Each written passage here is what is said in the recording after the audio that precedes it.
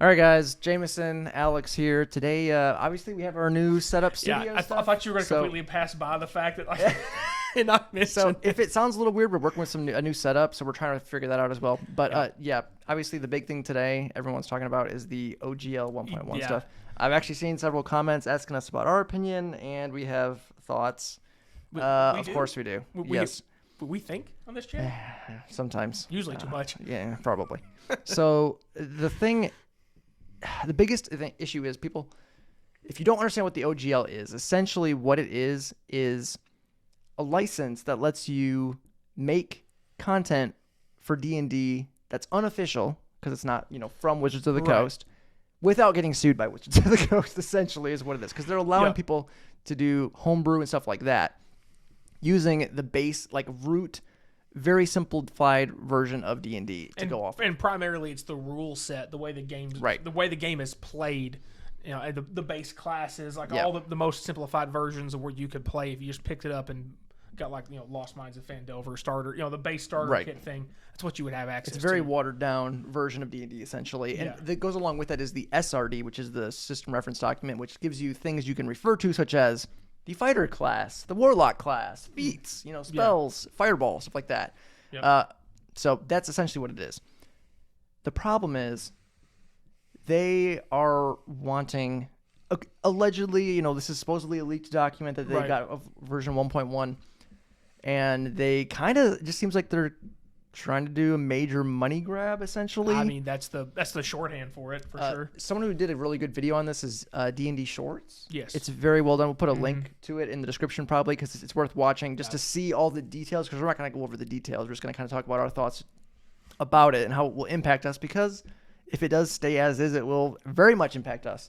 I think one of the biggest things is, obviously, they want to get royalties from people, and something that people might not understand with royalties, because you look at it, and if they want, with this leaked version, 20% royalty from a Kickstarter. Yeah.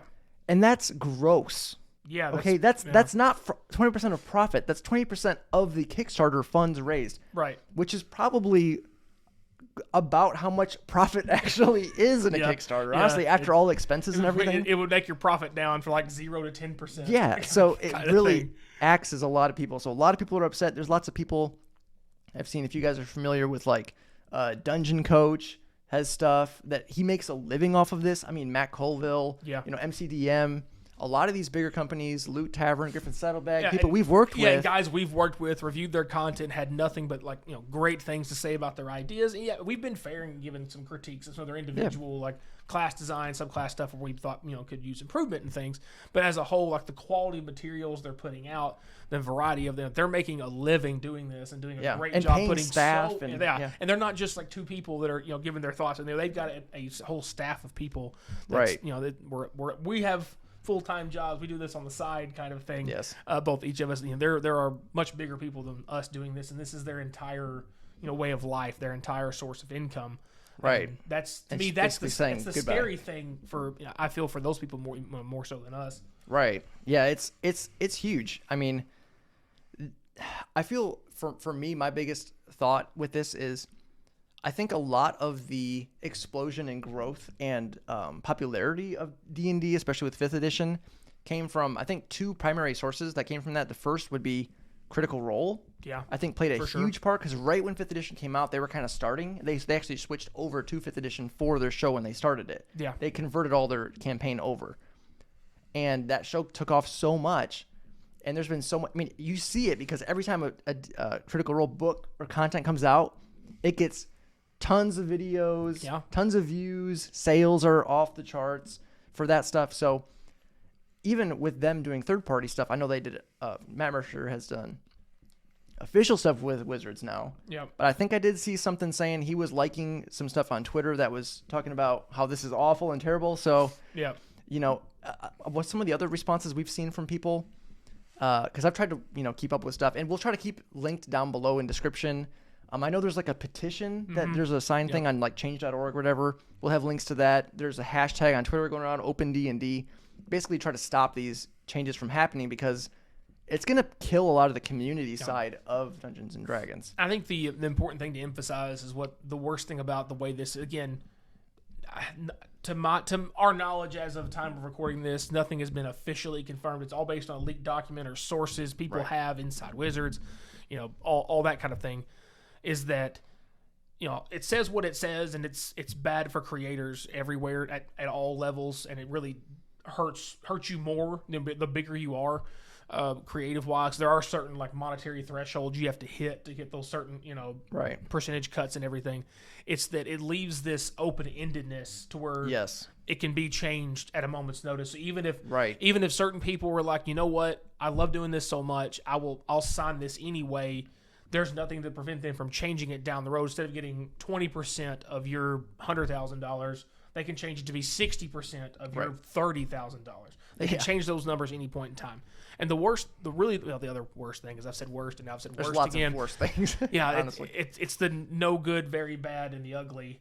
But it's the original OGL as it was written was specifies in there that this is designed to span the test of time and not be modified, not be changed. There's actually a note in there that says you can use if it is updated, you can use any version of the OGL. Yes, which makes it, from a legal standpoint, I'm not any kind of attorney or whatever. No, numbers guy, not an attorney. But it seems a little sketchy there when you have in a document that you can use any version at any time, even if it's updated. And then they want to go in with this leaked version and say they're going to void the old one and have the ability to change it whenever they want. And the thing is, too, this is just like a stepping stone, because obviously we're just getting into doing some of the homebrew stuff with our Patreon. Check that out.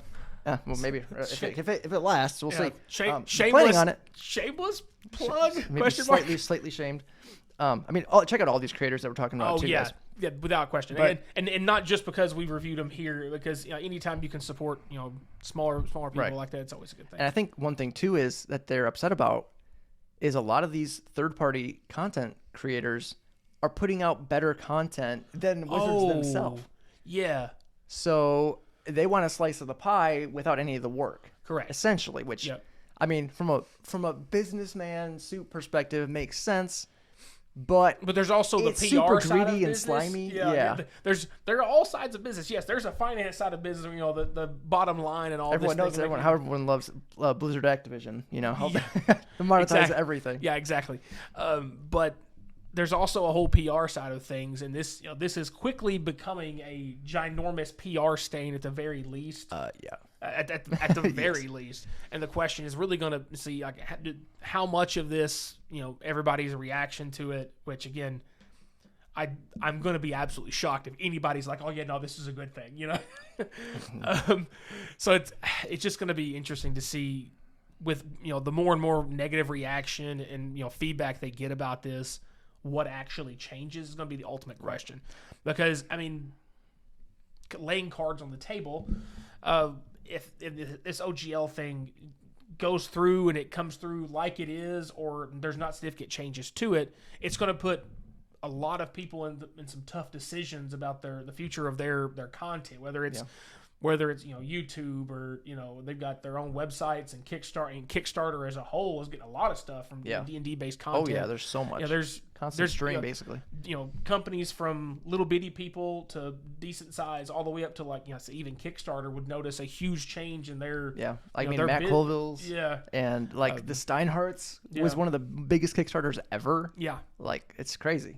So there's a lot of money going to these Kickstarters because people like these content creators a lot more than a lot of the official stuff that comes out. Yep. So it's there's lots of thoughts here, but I think one thing that's interesting that actually just happened right before we started shooting this is Paizo, the people who run Pathfinder essentially, and some of the people. Here's the funny thing: some of the people on Paizo's team for Pathfinder were at Wizards of the Coast when the OGL was created, and they had a hand in creating the OGL that exists now. Very true. So they are essentially creating their own open game license which they're calling, I think it's the ORC, Open RPG Creative License, which is irrevocable, which means essentially that it can't be changed. Of course, the original OGL from Wizards also said that it couldn't be changed. But one thing that they did mention in here is it's going to be owned by, I believe it's a third-party intellectual property that's used from other stuff. But basically what it is no company with any financial interest in it will own it, so that there's no incentive for them to come along down the road and try to get royalties or whatever off of it.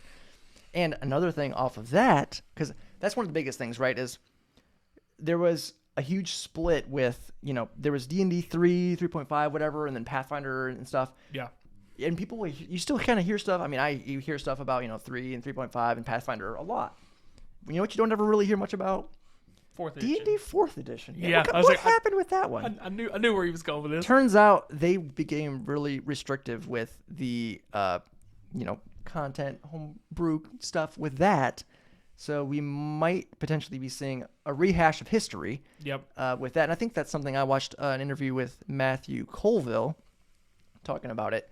And it's basically, he was saying, CEOs come and go. And what tends to happen with these kind of money grab things is whoever's in charge pushing it, while they're in charge, it's a thing. But then, there's always turnover in those positions. So once those people leave, someone else comes in and they say, hey, we're going to open this back up. Then you have another floodgate with, like 5th edition kind of came around. I mean, it's the adage that everyone has heard, those who do not learn from history are doomed to repeat it. So if they have don't remember this not that far ago, the recent history of the last time something like this was to happen and how much of a headache it created and some negative feedback and all that jazz happened. I think what happens with this sometimes is, and you see this in all kinds of industries, not obviously just this kind of stuff, but essentially once you see these companies feel like they're the head honcho, the top of top dog, whatever you want to call them, the biggest in the game, they feel like they can do whatever they want and get away with it. They get untouchable. Right. Yeah, they get in that range. But I think what Wizards is doing in this circumstance, if things do not change, if they stay how they are, is essentially they're creating a bunch of competitors and giving all of their competitors more leverage to outpace them in growth. Yeah, and they're making the blueprint really easy. Yeah. It was like, don't be awful. don't do this. Just this one thing. Just don't do anything. Don't do this. And you know what? You're on your way. So speaking of that too, Matt Colville and Kobold Press have both announced that they are working on their own game systems. So they could, those are some pretty big names in D&D right now. So, and if it came to it, I would strongly encourage those guys to even work together. Yeah. If you get like, 3 or 4 like top tier creators to like come together and conglomerate together. Right. I would sign up for that. Yeah. And the thing is too, like, you can still, obviously, if you're just at home and you're making your own stuff, Wizards is going to come knocking on your door and, we're going to sue you because you're making your own magic items in your own homebrew game at home, But it's these content creators that are putting stuff out for the community that are really getting targeted, which is part of the reason why I believe 5th edition grew so much, because there was so much of the community side of stuff. Yeah. And for them to just come after the community is just, it's insane. It makes no sense. It's a bold strategy, Cotton. Let's see if it pays off. Spoiler, it will not pay off if it sticks. That's not a difficult guess there. There was some stuff, I think, too, from D&D Shorts, who put on Twitter and some stuff that he got contacted by someone who worked there. Mm-hmm. He was the one I had kind of closely followed, saying basically what we're all kind of hearing is someone at the top wants get more profitability, and they don't really care about the consumers. They decided this was the best way, the easiest way to. So because of that, and also with their stats, with their subscription-based model with D&D Beyond, I guess people have been canceling their subscriptions because that's their biggest metric for recurring income is through that platform. So there's kind of a wave of that going on. So this hashtag OpenD&D, again, we're going to put links to different petitions and, hashtags and links and videos and stuff if you want to learn more about this just in general. But there's a lot of stuff going on here. And for us, how does this impact us? I think the biggest problem is obviously our channel. If you've noticed, we kind of covered all the official stuff a long time ago. We went through it. There's not that much of it. So we've kind of focused more on the homebrew side of stuff, because there's a lot that you can learn just if you're a player or DM yourself from other creators and other DMs and stuff like that aren't, you know, just working for Wizards trying to get out some product. Yeah. That we were starting to we were having conversations actually about trying to steer more into that and like doing creator interviews and you know, trying to be more of a hub for like trying to find smaller creators and stuff. Does and kind of then lean they into hit us with this. Yeah, it kind of leans into the conversation we had kind of teased in some of our recent videos before the end of the year happened. That, you know, things we want to try to do in this year. Yeah, this does kind of encourage us to kind of lean more that direction as well. But you know, and obviously I know that not every person that works at Wizards is all behind this and love this idea. I know. I feel like most of them probably would be against it. It's the people at the top that are pushing it down on everybody else. You know, most major companies, individual people aren't the issue. It's those at the top.